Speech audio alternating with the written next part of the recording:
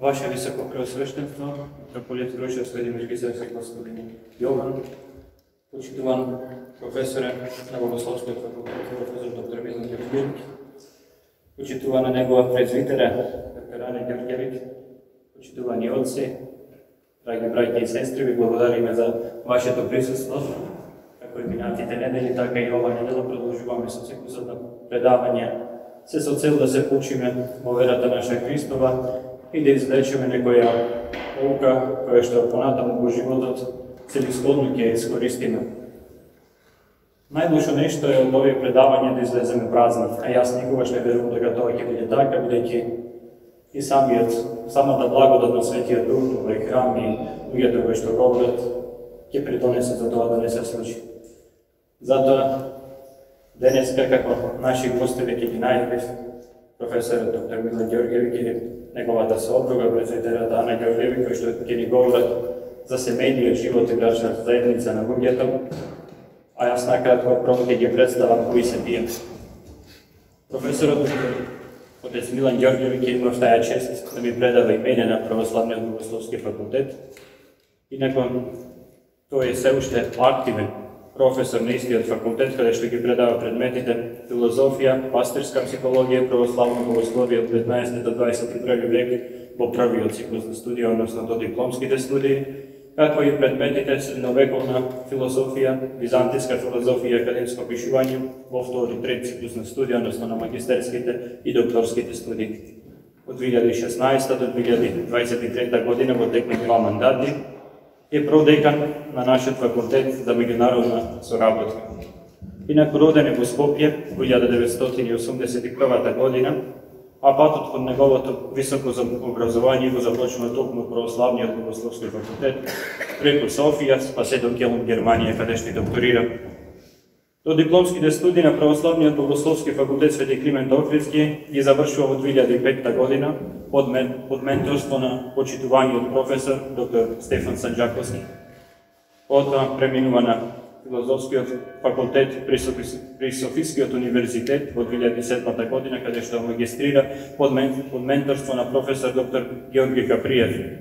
За потоа, за да се запише на докторски студии во Томас институтот за средновековна филозофија, каде што во 2011 година докторира под менторство на доктор Андре Шпет. Автор е на голем број научни и стручни трудови во областа на византиската филозофија, византиското богословие, патрологијата, христијанската етика, аскетското богословие, пастирската психологија, како што и многу негови книжевни дела напишани на стручни научни списанија, било тоа да е во земјава или во странство. Неговата сопруга, пак презвитерата Ана Георгиевич, е родена во 1982 година, исто така во Скопје. Таа е доктор по психологија во 2024 година, кога ја одбрани докторската теза со наслов Поврзаност меѓу вредностите, цртите на личноста, тивкото его, смислата на животот и задоволството од животот кај студентите на Институтот по психологија на Филозофскиот факултет при Универзитетот Свети Кирил и Методи во Скопје. Во 2014 година е избрана за асистент на Факултетот на психологија во МИТ Универзитетот, каде што и денес работи. Во периодот од 2005 до 2007 година доктор Ана Георгиевич ангажирана како демонстратор на Институтот по психологија на Филозофскиот факултет при Универзитетот Свети Кирил и Методи, каде ги предава предметите перцепција и емоција и мотивација. Таа учествува на домашни меѓународни конвенции, има објавени трудови во домашни и меѓународни списанија. Накратко, за нивната голема биографија е ова од нас, а сега микрофонот го препуштам на професора доктор Милан Георгиевич, каде што се надевам дека доволно добро, а и верувам ќе објасни неговата тема која што е избрал денес да те предава. Професоре, поведете.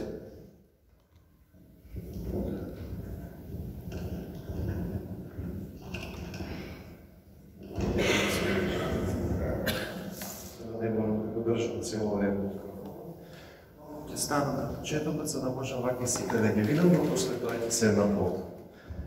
Ваше Високопреосвещенство, драги отци, драги браќи и сестри, многу се радувам на оваа пригода, на оваа можност да идам тука со ова место. И се уште ми е необјаснима честа со која што сме почестени од неговото високо преосвещенство да се најдеме тука меѓу нас. Ја гледам како еден дар, заради тоа што со ништо не сме заслужили за да се најдеме тука. И секоја добрина што ја од Бога представува, дар, ништо не. Стекнува, во смисла дека ние можеме да заработиме нешто во црквата. Во таа смисла гледаме нашето скромно доаѓање тука меѓу нас. Многу ме радува што сме во Крушево. Многу ме радува што сме тука заради тоа што сме во еден град со кој што и јас лично сум поврзан, нашето семејство е поврзано, немаме тука Крушево, но имаме многу контакти, многу пријателства, многу блиски пријателства со луѓе од Крушево и поврзани од Крушево. Па не само во нашата генерација, туку и во генерациите пред нас, генерацијата на мајка ми и генерацијата на нашите деца. Тие водат од своето време, заради спортот со кој што се занимава со Крушевче. Тоа се тие неколку воветни зборови кои што сакам да ви кажам. За да не должиме бидејќи постои временска рамка на ова предавање, ќе преминам директно кон темите со кои што ќе се занимаваме, темите кои што ќе ги осудиме. А тоа е општата тема со која што се занимаваме, семејниот живот како полука. Затоа што семејниот живот ќе го погледнеме од две различни, но една со друга поврзани комплементарни перспективи. Од една страна теолошко-философската перспектива, и за тоа би зборувам јас, а потоа и психолошката перспектива, зашто би зборувала Ана. Темата на која што би зборувал јас е бракот како света тајна. За да можеме да ја осудиме оваа тема како таква, ние ќе треба самото значење на зборот света тајна, многу често сретнува само како тајна, таинство, старогрчкиот збор, мистериум, да го објасниме и да го расветлиме во контекст на тоа што представува православниот христијански црковен живот.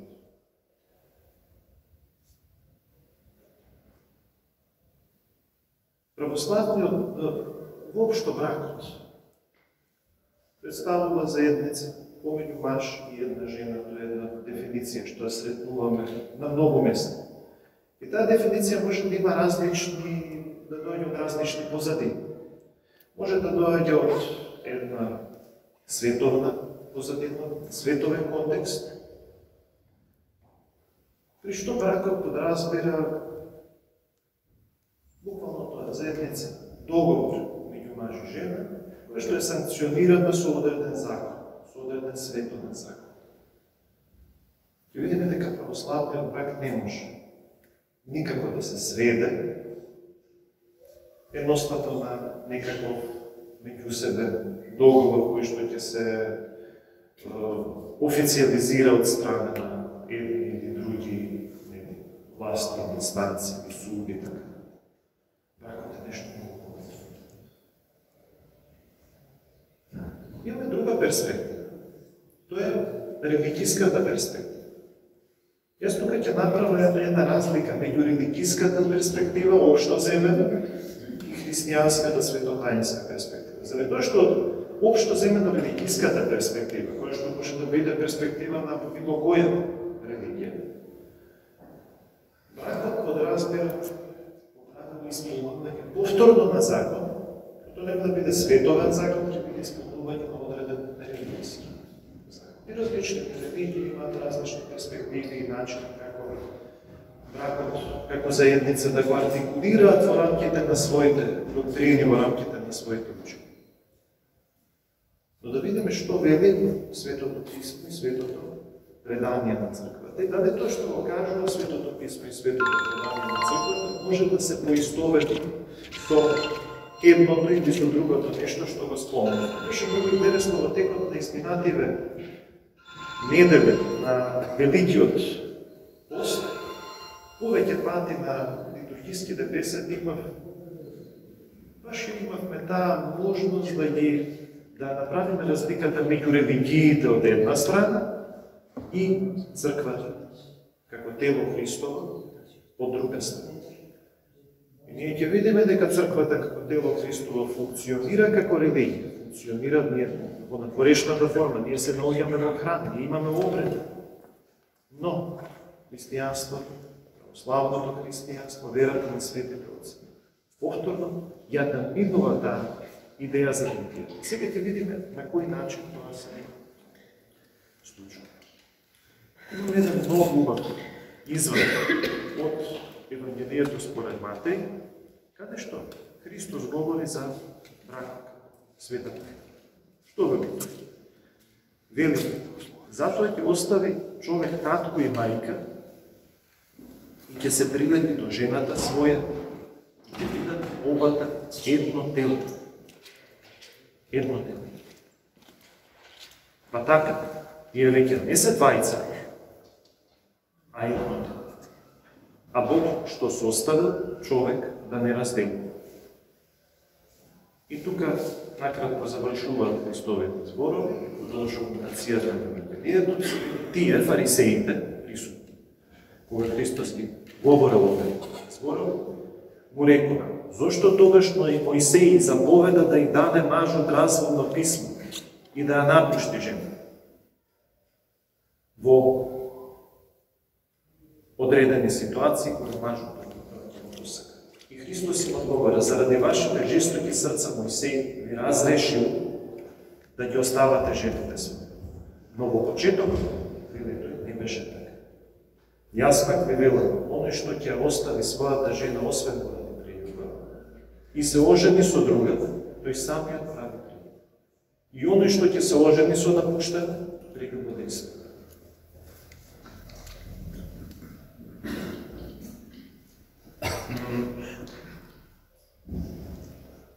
Точно во овој библиски цитат од Новиот Завет, ние можеме да наследиме и да разгледаме разликата во бракот како дел од еден религиски закон, од една страна, или религискиот концепт за бракот на Стариот Завет, и од друга страна да го видиме начинот на кој што Евангелието го представува бракот како нешто многу повеќе од просто некако религиски или светов закон. Прво, забележуваме дека религиското представување, религиското разбирање на бракот и начинот на кој што тој може да функционира, да започне или пак да биде завршен, разрешен, може да биде и представува во известна смисла снисходење на човечката несовршеност. Едно ние зборови Христови заради вашите жестоки срца. Исто така, религијата може да действува како компензација за загубеното богопознание. Тука ги имаме ние зборови во почетокот не беше така. Начинот на кој што ние функционираме во овој свет, вклучително и како религиски суштества, тој не е совршен. Евангелието нуди нешто сосема поинако од тоа несовршенство. Го втемелува бракот на еден многу поинаков начин. Искористам еден збор кој што не би сакал да ве збуни, но тој збор кој што е познат во философијата и во литературата, во книжевност, именно тој зборот екзистенцијално. Нешто што се однесува на самото наше постоење, на самото наше битисување како личност. Не само во однос на некакви формални правила законитост, него нешто што се однесува на самото наше битие. Евангелието точно тоа го прави. Го втемелува бракот на еден екзистенцијален начин, а не законски, не юридички. Да, постои юридичка, постои законска санкција. Но она што и претходи на таа санкција, она што задава смислата на таа санкција, е самото постоење на бракот како двоедино битие. И точно тоа двоедино битие на бракот е изразено преку оној израз кој што Христос два пати го спомнува во посочениот библиски пасаж, едно тело. Мажот и жената стануваат едно тело. Не просто двајцата се договараат да живеат заедно, па да си го поминат, нели, младоста, времето да си го поминат заедно, па да имаат деца, па староста да си ја поминат заедно. Не просто така. Мажот и жената стануваат едно тело. Битисуваат заедно, како едно. Не е тоа просто некако и само некако заеден договор.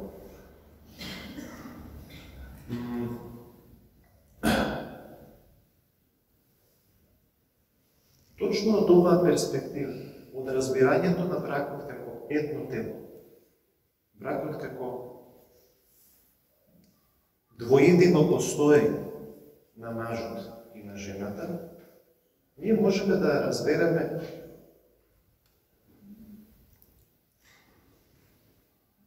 повторно ќе искористам еден збор, ќе го објаснам, онтологијата на бракот.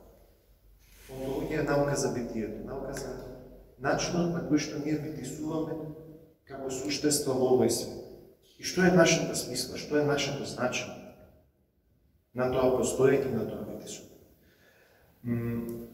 Точно таа онтологија на бракот е основа за толкување на брачните прописи и препораки кои што ние ги имаме. И во Светото Писмо, и во Светото предание, и во брачното право. Сега ќе преминеме кон еден следен библиски текст, кој што многу често знае, особено денеска луѓето да ги збуни, да ги соблазни.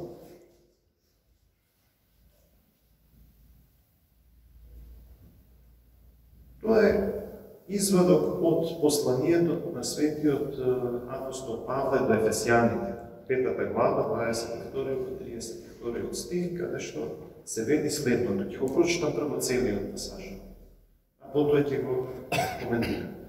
Тие жените, вели светиот апостол, покорувајте им се на мажите своји како на Господ. Зашто мажот е глава на жена, како што е Христос глава на црква. И он е спасител на телото. Но како што црквата му се покорува на Христа, така и жените да им се покоруваат на своите мажи во се. Вие мажите сакајте ги жените свој, како што и Христос ја засака црквата и се предаде себе си за неја. И така мажите се должни да ги сакаат жените свој, како што ги сакаат своите тела. Оти кој ја сака жената своја, тој се сака и самиот себе си.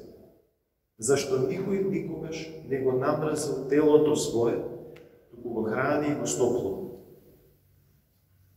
Како и Господ црква, бидејќи ние сме членови на неговото тело, од неговата плот и коските негови. Поради тоа, човекот ќе го остави татка си, мајката своја и ќе се придружи кон жената своја, да обајците ќе бидат една плот или едно тело. Оваа тајна е голема, ова се завршните сме. Но јас ви говорам за Христа и за црква. Многу загадочно завршува. Почнува со конкретни заповеди, со конкретни правила, како да биде однос меѓу мажот и жената. Одеднаш почнува да се прави паралела помеѓу Христос и црквата и завршува со зборовите оваа тајна. Но јас ви говорам за Христа и за црква. Многу често зборови на светиот апостол Павле за бракот знаат да се прочитаат на еден делови, да се извадат од контекстот во кој што се каже. Оние делови кои што не се сосема разбирливи да се игнорираат, да се пострана и само она што веднаш и не го привлече вниманието, тоа да го кажеме дека не баре само тоа го. Кога го читаме Светото Писмо, треба да обрнеме внимание и на она што од прва го разбираме, но и на она за кое што ни треба малку повеќе подвиг за да го разбереме, како преку тоа би можеле да ја добиеме целокупната слика. Овие зборови, особено почетните зборови, нели жените, покорувајте им се на мажите своји како на Господ.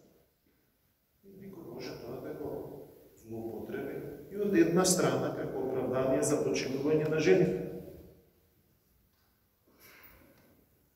За насилство, отпуштање од бракот, нешто што Христос претходно јасно има кажано дека самото тоа представува премир. Нееднаков третман на браколомството при мажи и жени. Уште е многу важно. Културолошки важно. Што во суштина представува продолжување на старозаветното религиско и во другите религии исто така. Разбирање на жената како инфериорна. Од друга страна, истите овие зборови можат да бидат појдовна точка и инспирација за секуларните критики и напади врз христијанскиот брак, како така. Некој да каже, ете видете што вика вашата света книга за мажите и за жените. Како ние ќе говориме сега за еднакво достоинство. Сушност, двете страни купуваат од вид суштественото значење на бракот како света тајна, која за архетип, за образец има односот меѓу Христа и црквата, оние последни зборови.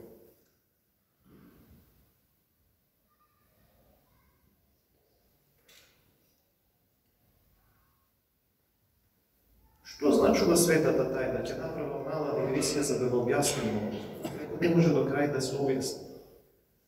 Но кога ние говориме за свети тајни во црквата, ние обично говориме за светите тајни, седумте свети тајни. Крштение, миропомазание, причести така. Но зборот свети тајни има едно пошироко значење. Тоа што има две нивоа на значење. Првото ниво е посебното значење на светите.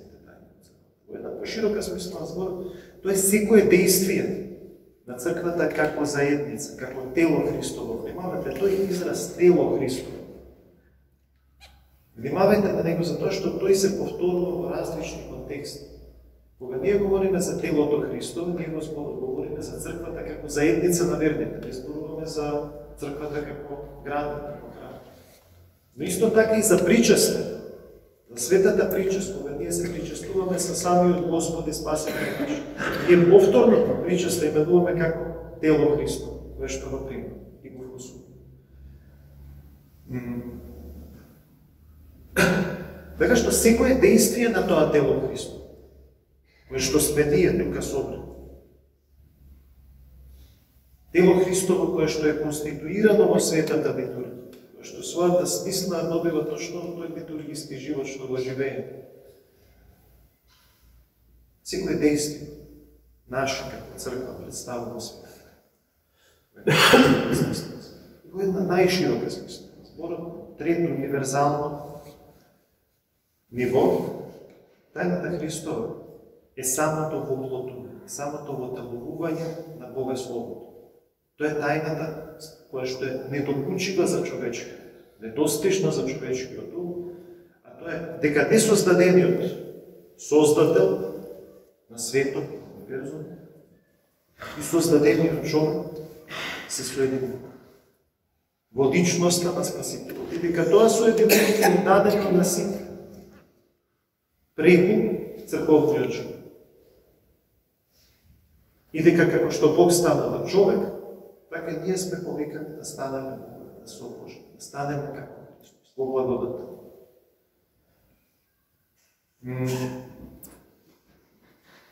Зборот света тајна има едно многу широко и многу конкретно значење. Бракот е едно од седмите свети тајни.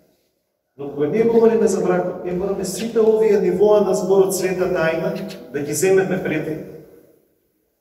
За да разбереме дека стапувајќи во бракот, ние не стапуваме едноставно во некаков договор, нели, меѓу брачните луѓе. стапуваме во едно општење, во едно заедничарење, каде што личностите вклучени во тоа заедничарење, една со друга се проникнуваат на сите нивоа на своето постоење. И на душевно, и на телесно, и на духовно. Во таа смисла бракот ги утврдува мажот и жената како едно тело, мажот и жената едно тело, во едното тело. Во едното тело, кој што е телото Христо. Во црква. Едното тело на мажот и жената, односно бракот, функционира како дел од телото Христово, кое што е црква. Христијанскиот брак е заедница не просто на двајца кои што склучиле некаков договор помеѓу себе. Бракот е заедница на тројца. На мажот, на жената во Христ. И во таа смисла ние говориме за бракот како тај. Завршам со неколку забелешки и со неколку заклучоци од себе што да кажам. Постојат 4 столбови за разбирање на бракот. Не би навеле 4 столбови. Кога ние кажуваме, можеме да ги систематизираме нештата, да ги изброиме нештата, тајната не може да се изброи. Тајната на постоењето во црквата не може да се сведе на дефиниции. Но од дидактички причини понекогаш имаме потреба да кажеме, нели, толку и толку свети тајни, толку и толку принципи, начала и така. Во таа смисла би говорил за 4 столбови во разбирањето на бракот.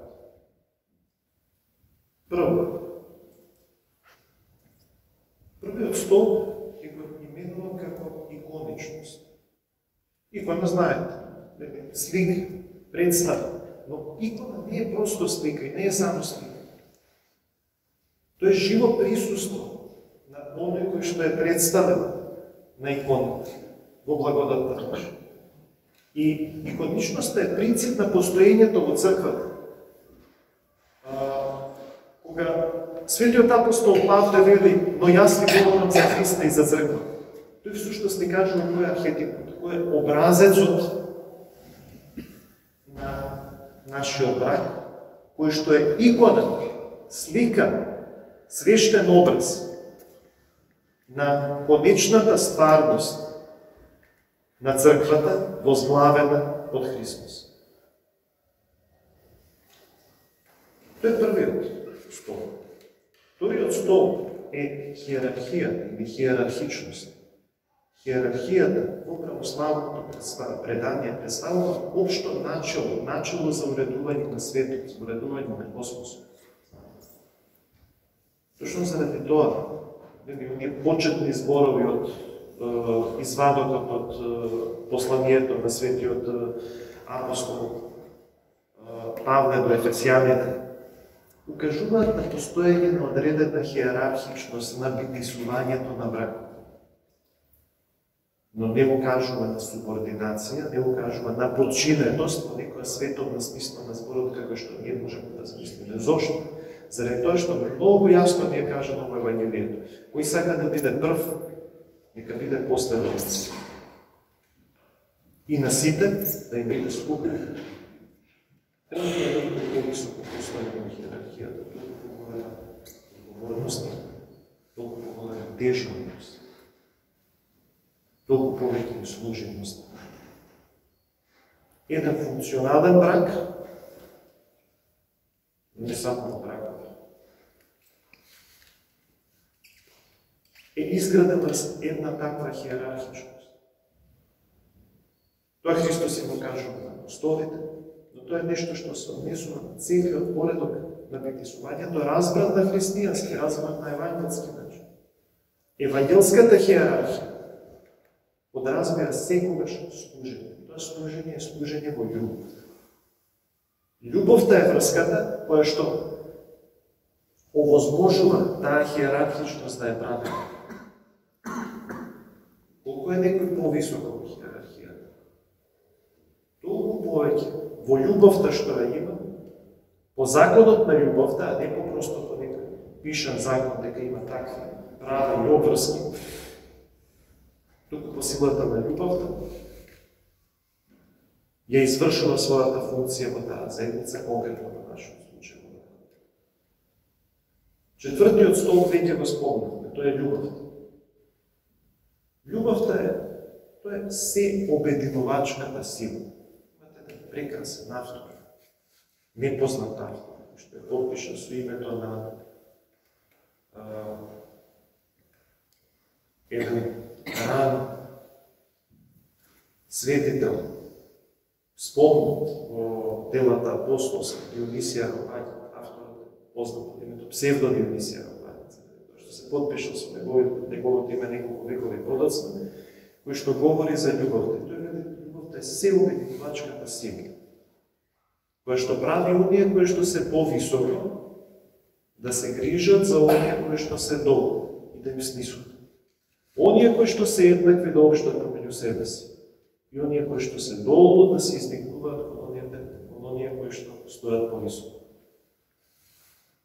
Бог снисходи во светот, го создава светот, од ништо го создава светот.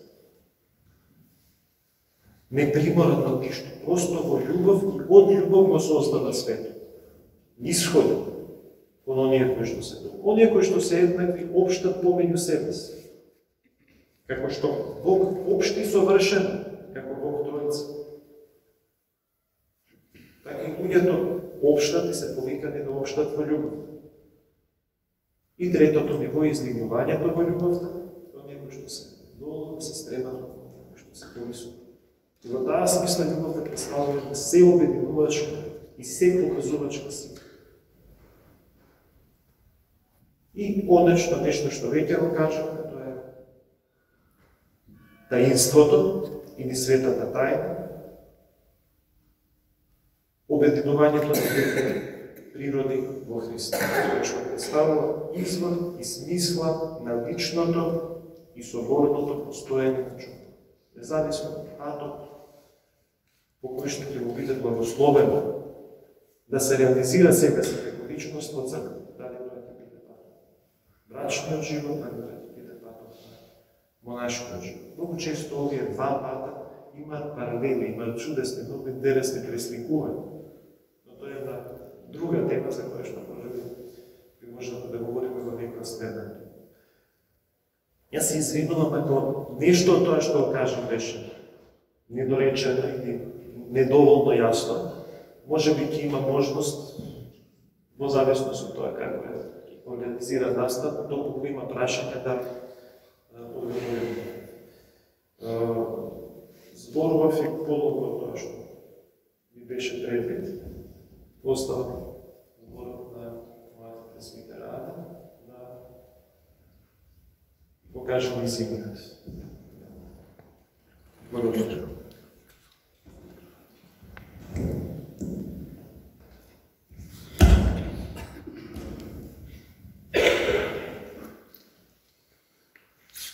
Ваше Високопреосвещенство, почитувани уци, драги браќи и сестри, мене ме навистина чест и задоволство што сум тука и ако не сум пред заслуга пред вас. Се надам дека ќе успеам да ви дадам барем малку од моето искуство, кое што дека ќе имате некако полза барем малку од тоа што ќе го споделувате моето искуство кое го имам. Ќе се натоврзам на она што го зборуваше отец Милан, именно да изборуваше за семејството, јас ќе зборувам за родителството. Се наоѓаме во период на Великиот пост, каде што една од целите на постот е да се себе преиспитаме и една од областите во која што христијаните кои се родители се себе преиспитуваат во овој период е и тоа какви родители се и како извршуваат родителската функција. Темата е значајна и важна заради тоа што патот на родителството е исполнет со многу замки во кои што можеме многу лесно и носетно ние како родители да паднеме, да правиме одредени пропусти и грешки, иако имаме намерата, најдобрата намера да од детето лечиме најдобро што можеме.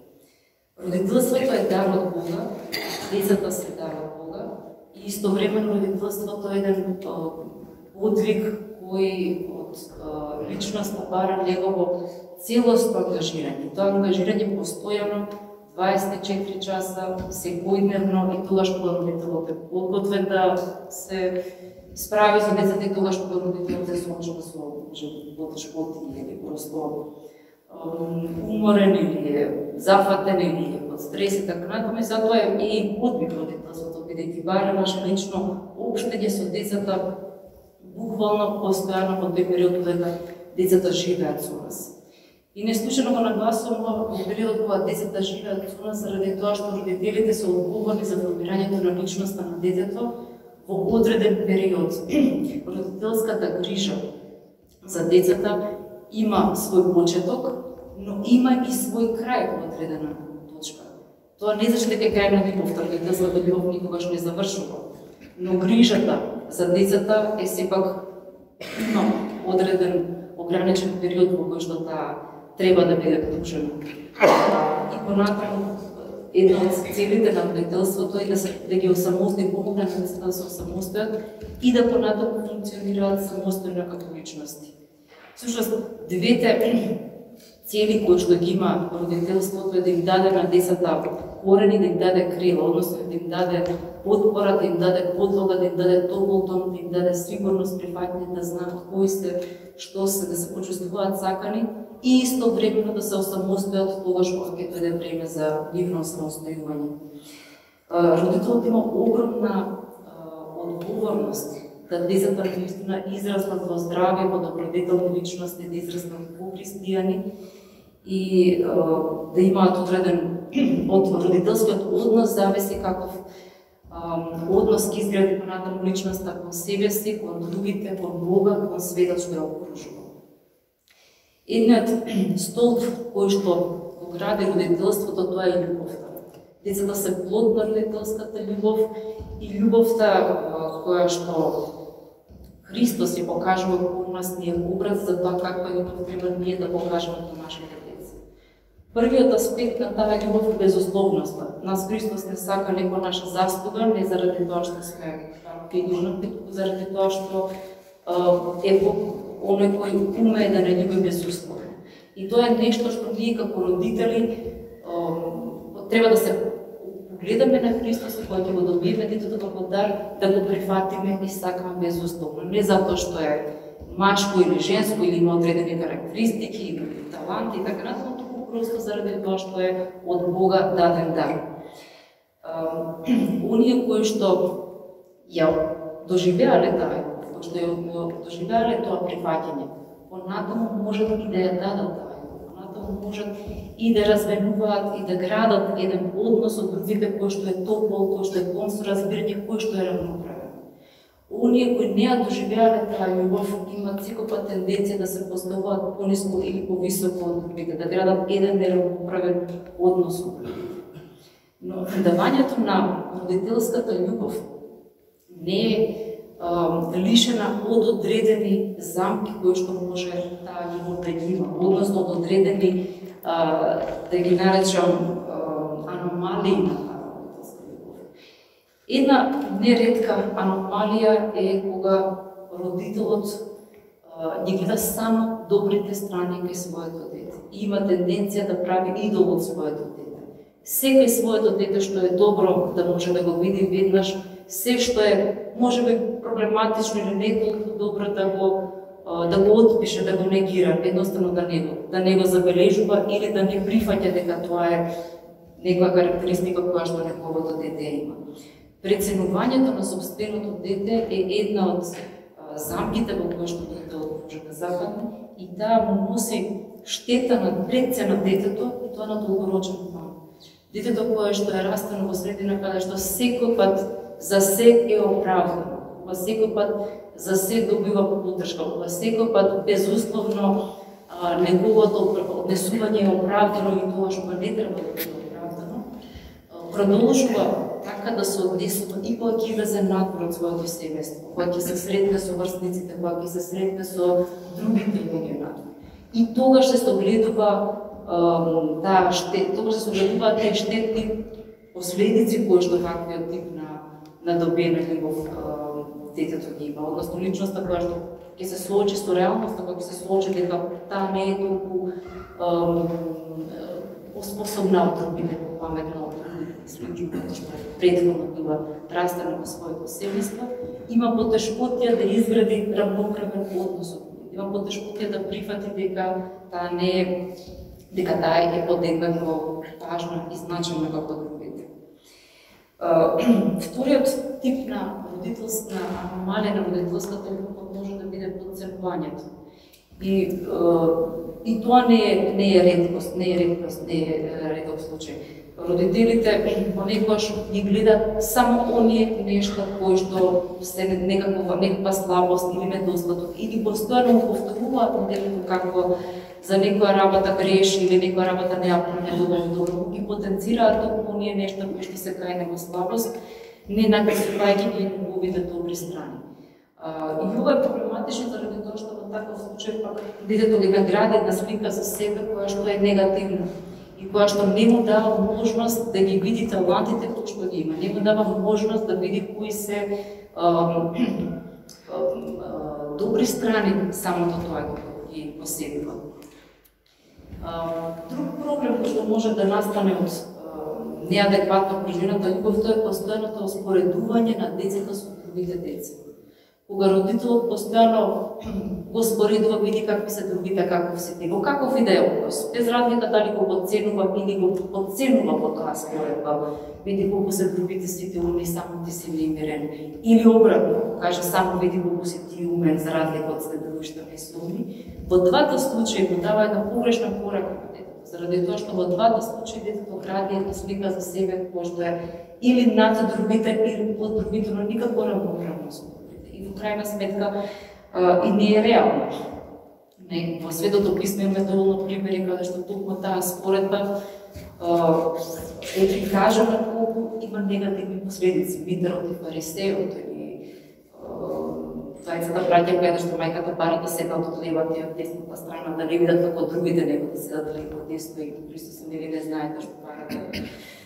Така што ова е повторна една проблематична страна на родителската љубов.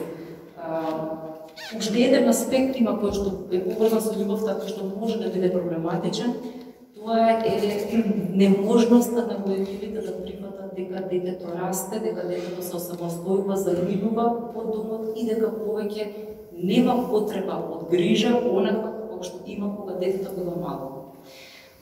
Тоа е проблем на родителот да се соочи со тоа дека веќе треба да дава поинаква форма на љубов, дека веќе нема потреба од негова целосна грижа, онака како што кога се грижал за детето имало 2 години, 5 години, 7 години, кога детето е наполно 15, 17, 20, 25, тој повеќе нема апсолутно иста потреба од грижа од родителите како што имало претходно и тоа знае да биде навистина тежок чекор, тежок премин за родителот.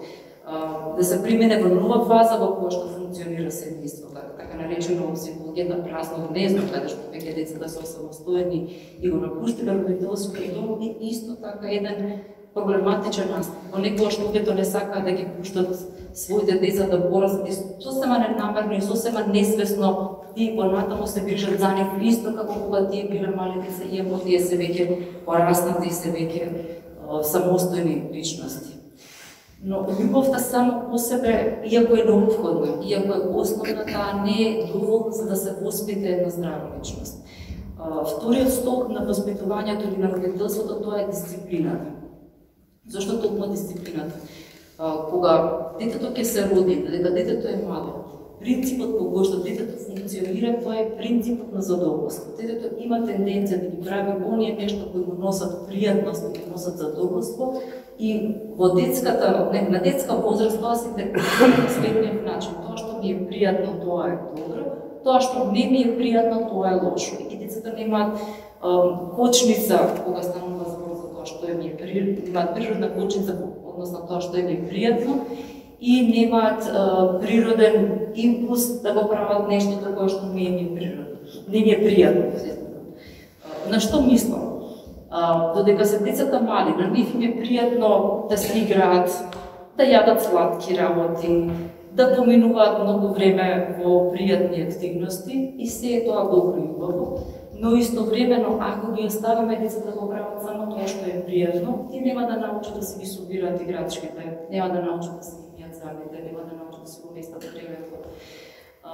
Нема да научат серија на работи кои што на нив им се како потребни за да се изградат и се осамостојат како личности кои ќе може да имаат соодветни добродетели кои може да функционираат нормално. Ако го оставите малко дете да прави што сака, може да ја да задоволува приличните вечера славовете и тоа и остане само да се игра.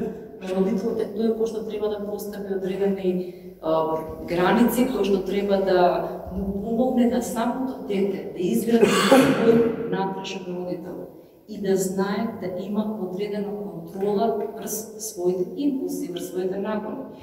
На крајот на Хриштонас Христос не учи дека овој род без пост и без молитва не може да му се уподоби, а постот е воздржание. Постот е соодветна дисциплина каде што ние се воздржуваме од оние нешта, од дел од нештата кои што нас не се пријатни во одреден период. И истото тоа во една адекватна форма за малото дете треба родител да го приушти, заради тоа што ако тоа не го приушти на соодветен начин, ако не го научи на одредена дисциплина, понатаму има потешкотија да гради било какви добродетели во иднина на детето. Она дете кој што добива само љубов, не се бара од него да има одредена дисциплина, расте во личност која што нема изградени соодветни работни навики, во кои што не гради одредени карактеристики кои подразбираат дека ќе биде соодветно адаптирано во општеството како возрастна особа. И истовремено, оно што е важно во однос на тој баланс помеѓу дисциплината и љубовта, тоа е да родителите согледаат дека не секој пат радоста и среќата на детето е нужна и потребна како таква. Зошто го велам ова? Заради тоа што и самата сум родител, па знам кога детето е среќно, кога детето е насмеано, тогаш како родител имам заклучок дека добро си ја вршам работата, добро си ја завршам родителската задача, бидејќи колку ми е детето среќно. Но ако се водиме само по тој принцип детето да биде среќно, тогаш ќе го лишиме детето од можноста да формира, да речеме, работни навики. Детето, кога ќе му дадеме задача да успеме да се ја собере, да се ги раскрани играчките или да се ги измие зъбите, може да се бунтува, да не сака да го изврши тоа, да не му е пријатно да ги прави тие нешта. И ако ние како родители останеме попустливи само за да не плаче детето, само за детето да не се почувствува непријатно, неудобно, несреќно во одредена смисла, ако му го пуштаме постојано, ќе му нанесеме штета на долгорочен план, заради тоа што нема да стегне одредена одговорност, нема да стегне одредени работни навики, нема да стегне одредена толеранција на непријатност, толеранција на фрустрација, односно да може да поднесува некаков проблем и да може да се носи соодветно со тоа. Она дете кое што добива љубов, но не и дисциплина, најчесто е размазено дете. Но на дете кое што добива само дисциплина, а не доволно љубов, повторно има потешкотија да му се радува на животот, има потешкотија да дава љубов натаму, има потешкотија да прима љубов, има потешкотија да гради топли односи со другите луѓе. Она што неколку само кратко ќе видам нешто би сакала да ги нагласам кои што може да бидат се значени. Во патот на растење на децата, важно да им покажеме дека растењето е нешто што е добро и нешто што е убаво и пријатно. Неретко може да се случи родителот посебно сакајќи да му пренесе порака на детето како да се биде возрастен, значи да се мачи, дека возрастната доба е нешто што е доба во што се со многу одговорности, со многу тешкотија, лесно ти е сега како дете, уживај сега додека можеш, после што ли те чека и така натаму. или деца пред да тргнат во училиште и се вели, сега радувајте се, сега игрете, пошто после кога ќе тргнете во школа, веќе нема да имате време за игрите. Таквите пораки му даваат на детето до знаење дека она што ме чека не е нешто што е пријатно. Ако тоа што ме чека не е нешто што е пријатно, зашто јас би сакал да дам натаму. И тоа е на некој начин хендикепирање на децата, да не сакаат тие да пореснат, токму заради тоа што добивале пораки дека она што ќе чека во имена е нешто кое што е исполнето со одредена непријатност. Она што последното нешто ќе завршам уште една замка која што можеме да ја, која што можеме како родители да зафатнеме. Тоа е нашата сеприсутност во животот на децата, особено кога станува збор за деца кои што треба да имаат одредена одговорност, односно деца кои што се во училишна возраст. Неретко се случува денеска, особено благодарение на социјалните мрежи, на комуникацијата преку социјалните мрежи кои што наставникот има со родителите да преземат целосно одговорноста за оние нешта кои што треба да бидат одговорност на детето. Па детето знае, родителот знае подобро детето што има за домашна, кога има лектира, кога има писмена и така натаму. И наместо детето самото да памти, наместо самото дете да гради одговорност за собствените постапки, тоа се го презема родителот и го прави наместо него. Тоа е нешто со што им правиме, што се вели мечки на услуга на децата, заради тоа што наместо да ги научиме тие да се осамостојат и да бидат самите одговорни за собствените постапки, ние сме тие што ја преземаме целосно одговорноста за нив и на тој начин ги оставаме лишени од можноста да тие самите изградат понатаму одговорност за собствениот живот кога ќе пораснат. Во интерес на времето тука некаде би завршила, за разглед од има потреба и просто да одговорам на некој прашање, стига да не посуди. Тука за тоа. Прашање. Кон двајцата за една така речи современа аномалија, биполарното расстройство, сакам да прашам кои се тие симптоми на тоа биполарно расстройство и како може да се препознае, кои се причините и како може да се третира тоа биполарно расстройство. Ако може и професорот и вие присутствувате да ми одговорите на прашањето. Вака, нема да се согласам дека е современ проблем. Биполарното расстройство е форма на психопатологија која што постоела низ вековите назад, така што не е нешто што е сега актуелно. Со самото тоа што кажам дека е психопатологија, тоа значи дека бара третман и бара помош од психијатар. Бидејќи станува збор сепак за одредено заболување кое што може да има и најчесто има и своја физиолошка основа, се манифестира на две фази, како што самиот збор кажува, фаза која што е депресивна и фаза која што е манична, но не би наблегувала сега нешто повеќе кон тоа, освен да кажам дека станува збор за проблем кој што за кој што психијатрите имаат соодветно адекватно решение и кој што може психијатриска да се реши. Не знам колку би било отколку за да пишувам симптомите. Ја би додал нешто.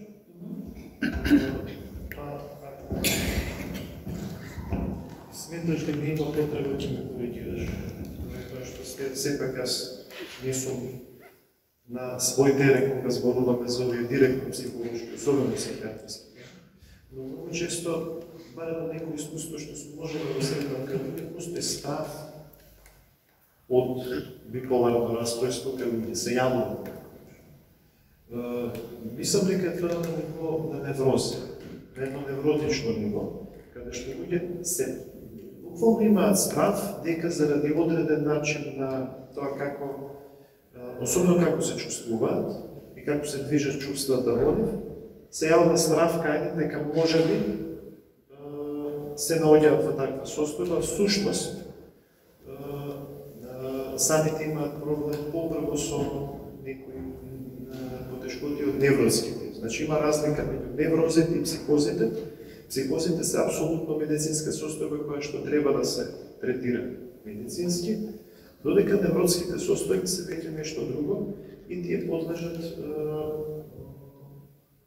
тие може да се пристапи со нив преку психолошки, психотерапевски третман, дури понекогаш, значи во одредени ситуации, промена во животот и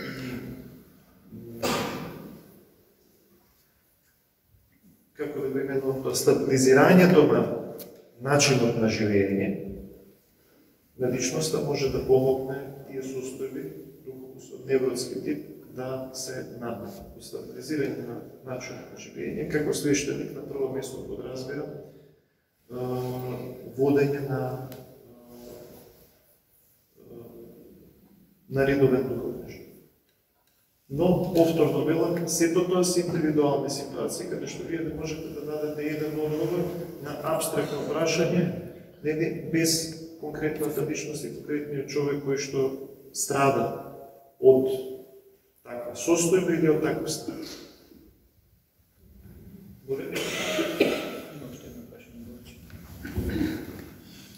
Јас би сакал да поставам едно или две прашања. Првин до Ана. Дали во моментот, во делот кај што велиме љубовта љубов кон децата, но и дисциплинирање. Станува збор нели за помладите деца. Каде тука е ќотекот е од рајот и оние сега ново општествени правила школски, детето има право. Не смеете да го кипните, не е мој случај, но то готово затвор. Значи, како тука имаме реално гледиште и тековно кај отец Милан да прашам околу бракот, но како тоа го гледаме во две насоки. Првим периодот кога е зрел човекот за брак, пошто ново општество гледам дека зрелоста за бракот е или вработување, или да се изнаживееме. А вториот дел е што во бракот, кај што имаме примерочно верник, кој е во црковен, и партнер кој е традиционален. Што тука во односот на бракот би кажа?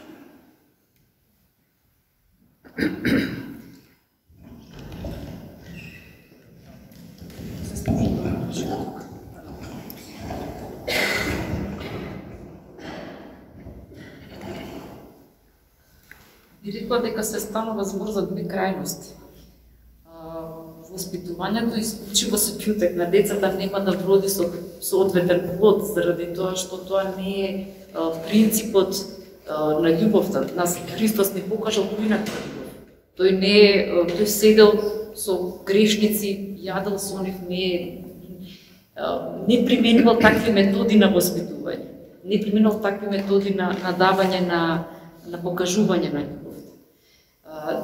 Но сосема сум согласна дека денеска имаме друга крајност каде што дисциплинирањето е толку маргинализирано, не мора да биде ќотек за да биде воспитување, за да биде дисциплинирање. Дисциплината може да биде многу благо, но доследно. Согласна сум дека денеска заради правата на децата или например вие го имате во основно училиште во првата, па дури повеќе од половина од образованието, децата не смеат да добиваат бројчани оценки, за туку само описни оценки, за да на некој начин не им се укаже на некоја нивна слабост, но само се пишува она што тие го знаат, односно она што тие успешно го совладало, што е повторно проблематично, затоа што тие не добиваат реална слика за тоа што и не знаат. Не сметам дека не треба да има дисциплина, напротив, треба да има, но истовремено сум за благи мерки. Тоа тие не се отсуство на дисциплина, само не сметам дека со ќутекот ќе направиме, ќе си ја завршиме задачата. Значи сепак љубовниот ќотек би го нарекол како нешто измислен термин, си е сепак од Бога, нели? Зашто и Бог не милува кога со нешто не казнува, нели? Бог знае нас да не казни, не баш дека не казнува. Така да па на крајот колку подобра, посилна казна, колку поголема љубов, значи сака стварно да не дисциплинира. Сега нормално е во прашањето да не спречи, ајде да си ги отепаме децата, мислам. Краја да е на толку ригорозно. Само една реченица. Но детето треба да знае дека да биде свесно дека е сакан. Знаете, бидејќи не изучите на малото дете кога детето ќе биде истепано, ајде да кажам, педагошки или како педагошка мерка да се земе и при тоа уште ако не знае зошто тоа се случи, ако не му јасно како поинаку треба да се однесува, тогаш нема никаков или нема соодветен ефект. Треба да научи како, не само што да не прави, туку и како нештото треба да го прави.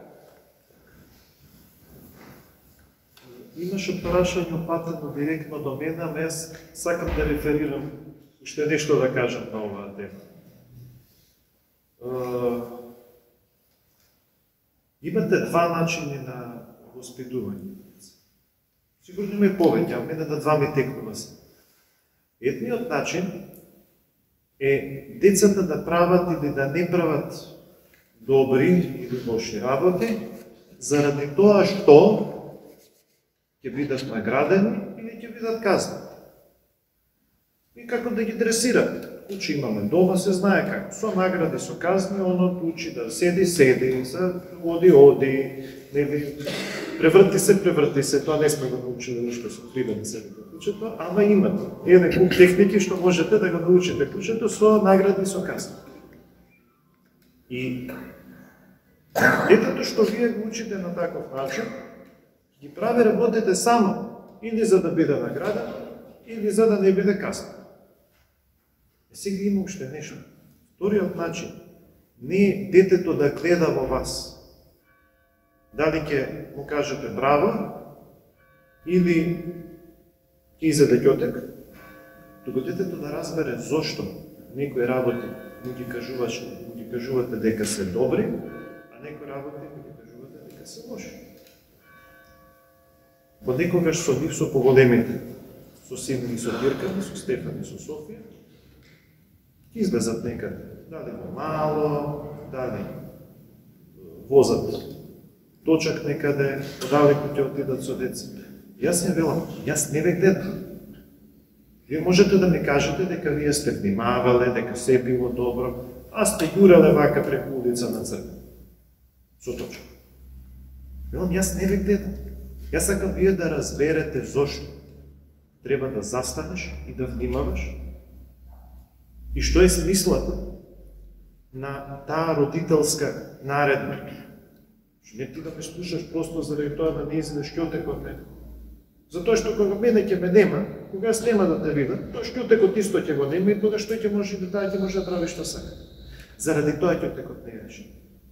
И заради тоа во буквална смисла ќотекот, ако збориме ќотек како ќотек, не е од работите.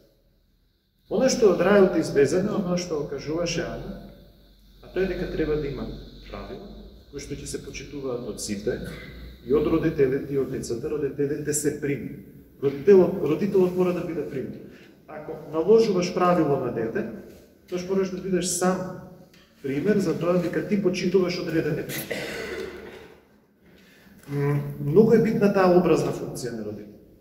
Родителот цело време образец, особено првите 10 години од животот, детето цело време гледа во тебе вака, со восхит. После тоа не почнува адолесцентскиот период, нели тоа далечување, тоа е добро, тоа е потребно за детето, да се индивидуира. Но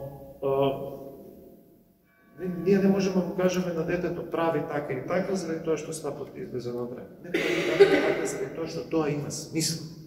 И за тоа што твојот живот е вреден. И заради тоа што Бог благословил тебе да те има, и тоа што Бог ти го дал, животот, способностите, талантите и секој реч што имаш, треба од мал да сватиш дека тие нешта треба да ги чуваш и да ги умножуваш и да ги преумножуваш. Тоа е поентата. Што беше прашањето патето до мене? Дали може уште еднашка кратка сабот? Прашање беше за околу возраста за создавање таа брачна заедница бидејќи визави општествените состојби, кога некако младиве, брачната заедница може би ја доживуваат и без брачна заедница, а така да многу и не значи дали е тоа на 25, дали е тоа на 45. И што на разлика кога ќе се јават такви две души, на традиционален и во црковен верник, нели, овде таа брачна заедница ќе биде отслика на Христос. Растот до раснатост е нешто што е и индивидуално, но е нешто што е социјално, што и општествено условено. Точно е дека порано границата била многу понесна. Предмалку кажате, нели, сега границата е, нели, условот како беше, да заврши факултет. Па, или да има услови за материјална издржка и така. Човек кој што живе во црквата ќе може да види кога е вистинскиот момент. Зборам човек кој што живее свесно, човек кој што се преиспитува. Затоа што има една точка во која што човек мора да стисне запија да влезе во следниот животен циклус. Тоа се животни циклуси. Психолозите ги нарекуваат тие периоди од животот животни циклуси. И за тоа е потребна храброст. Ние можеме да најдеме еден куп оправдание. Немам завршено тоа, немам соодветни материјални услови. Кои се материјални услови? Човек може да се зададе многу високи цели, па да не можеме на 50 години да ги постигне тие цели, да се сврти надазад. Ништо. За нас првото дете ни се роди во студентска соба од 16 квадрат. Ако требаше ние да чекаме услови, ќе имаме две деца до сега може. Така што има некоја точка во која што човек треба да го разбере точно тој подвижнички, тој аскетски карактер на брак. Дека некогаш човек мора да се преиспита себе си и молитвено да се одважи да со Божја помош, не без Божја помош, влезе во тој следен циклус од собствениот живот. Кој што е циклус, секој животен циклус треба да биде исполнет со љубов. И кога еден животен циклус ќе се исполни, треба да се премине во следен точно на тоа што љубовта е онаа која што не придвижува на неизгажливи начин. Вие сакате да основете семејство, сакате да имате деца, но се уште ги познавате тие деца. Вие имате љубов кон вашите се уште неродени деца. Јас не знам како тоа да го искажам, ама тоа нешто го има. И луѓе го посакуваат, и тоа не е гол инстинкт. Така што човек треба да се одважи, треба да ги има оние основни христијански, класични доблести. Вера, љубов, храброст, за да може да се движи низ животот и сите оние дарби кои што Бог му дава, да може да ги умножи. Едни дарби во друг период, други дарби во трет период, трети дарби и така.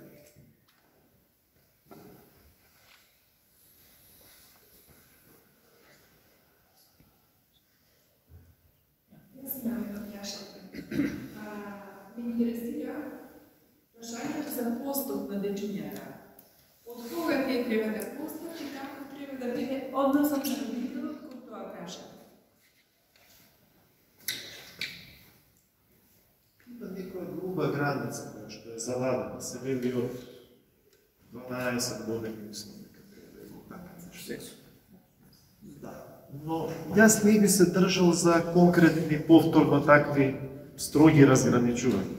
Нашите деца постат практично како да кажеме, не од како знаат за себе, не постат како што постиме ние, ама тие учествуваат во животот на семејството, во таа динамика, литургиска динамика на семејството, каде што постот е најнормална работа и се знае дека во среда и петок има постна храна. Додека се малечки си јадат и други храни покрај главното јадење кое што е постно. Како доаѓа време, убаво е детето да биде мотивирано самото да пројави љубов, самото да пројави желба да пости. Тоа е успехот на доброто родителство. Понекогаш родителите успеваат тоа да го поттикнат, понекогаш средината го поттикнува тоа, заради тоа е битна црковната заедница. Прв пат, најстариот наш, синот наш, кога реши да почне да пости, беше поттикнат од други деца од црква, кај кои што бевме на гости, и тие посте. И вели, нашите пријатели постат, што треба јас да правам, јас да постам. И почна детето да пости. И еден по друг, значи, од една страна го има тој амбиент кој што го прават родителите, од друга страна го има она што децата си го предаваат едни на други во рамките на семејството, браќа сестри, исто така и во рамките на таа поширока црковна заедница, во која што секако исто така има и деца и тие учат едни од други и ги учат овие нешта. Така што јас ова би го кажал, ова искуство би го споделил. Знаете, не е убаво, особено не е убаво на деца да им се наложува црковниот живот како некаква строга надворешна норма. Норма постои, правило постои, но движичката сила ние цело време зборуваме за љубовта, па каде е таа љубов да ја видим? Тоа е да се роди во детето љубов да учествува во црковниот живот. Тоа е уметност на успешното родителство во црква. А не просто се наложи некаква норма и сега детето пости. Значи, родителите се тие кои што го третуваат во правилото на постот, во зависност од реалноста на детето за таа. Не мора духовно да има детето да му управлява правилото. Значи, семејството кое што живее црковно подразбира дека исто така комуницира со својот парохиски свештеник и духовник, се исповеда, се советува со него и штом родителите го прават тоа во една точка и детето ќе почне да го прави.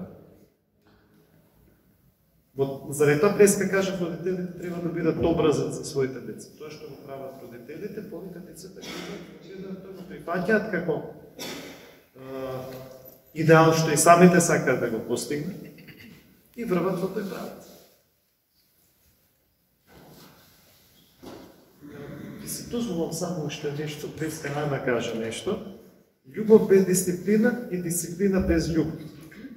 Многу често денес имаме ситуација ниту дисциплина, ниту љубов. На што мислам? Особено мислам на она што е, се надевам дека, предпоставам дека во оваа средина во Крушево тоа сил го нема до тој степен, но во Скопје било многу. Деца оставени сами на себе. Родители им возложуваат мобилен телефон, едно, друго, трето и оди нема да ме пречиш. И тоа е едно буквално прелевање на тоа индивидуализирачко општество во кое што живееме, во кое што сите сме си туѓинци едни на други, врз децата, и истовремено консумеристичко општество, или потрошувачко општество, каде што се станува продукт. И во центарот на вниманието се продуктите. Дали јас ќе имам телефон, дали јас ќе добијам, се даваат нешто без љубов.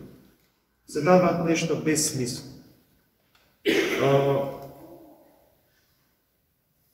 Дури би рекол му се краде на детето времето во таква ситуација. Зошто? Заради тоа што за да може родителот да си направи некоја своја работа или да си се занимава со нешто што на него му е пријатно, што пак е некако вид на консумирање. Тоа го учи детето, еве ти мобилен телефон и нема да ми пречи следните 3 часа. Тоа е страшно. Размислувајте на таа тема, заради тоа што ви ги кажуваме двете варијанти љубов без дисциплина, дисциплина без љубов, ама многу често имаме ниту едното, ниту друго.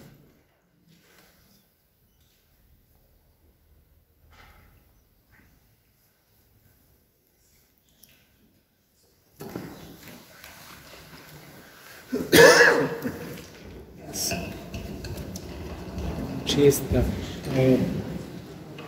ден за благодарам на отец Милан и на прудитера Ана за убавиот поглед кој ни го дадува, а после и се разви дискусија по однос на тоа. И тоа можем да речем дека е за прв пат во овој циклус на предавања се јави ваков интерес за дебата, што може би очекувано, зашто повеќето луѓе се семејни луѓе имаат интерес како да ги решаваат семејните случувања што им се секојдневни. Благодарам уште еднаш, да сте здрави и живи, благодарам и на народот кој се собра и дојде на ова да никтико ми дојде на крчки, како ги ја викам вечерта на словенски, да,